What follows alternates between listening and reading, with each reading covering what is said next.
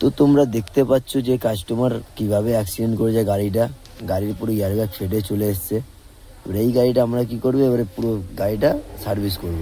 এবারে তাই জন্য আমরা গাড়িটা নিয়ে যাচ্ছি ওয়ার্কশপে, এরকম চালিয়ে এই অবস্থাতেই চালিয়ে আমরা গাড়িটা নিয়ে যাচ্ছি।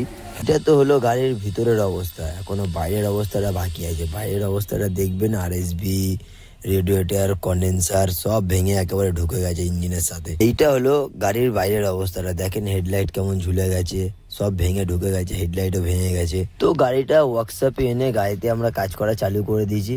আগে আমরা বাইরের কাজটা করছি, আমাদের সুবিধা হবে, তারপরে আমরা ভিতরে কাজটা করব, মানে ড্যাশবোর্ডটা পুরো চেঞ্জ করব। ওই যে ওইদিকে দেখো সব ভাঙামাল খুলে আমরা সরিয়ে দিয়েছি, পুরো আলাদা করে দিয়েছি। এবারে আমরা ফিটিং করব নতুন। তোমরা দেখতে পাচ্ছ আমরা ফিটিং করে নিয়েছি আরএসবি, কন্ডেন্সার, রেডিয়েটর।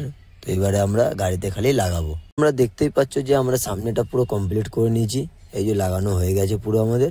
এবারে আমরা করব ড্যাশবোর্ড। এবার ড্যাশবোর্ডটা আমরা খুলবো।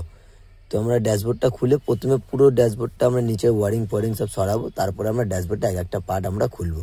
তো এই যে আমাদের এদিকে খোলা চালু হচ্ছে, সব ওয়ারিং ফোয়ারিং আমরা খুলছি। এই ভিডিওটা এইখানেই শেষ করে দিই। এরপরে যখন ড্যাশবোর্ড ফ্যাশবোর্ড সব খোলা হয়ে যাবে, তারপর আরেকটা ভিডিও আমরা ছেড়ে দেবো।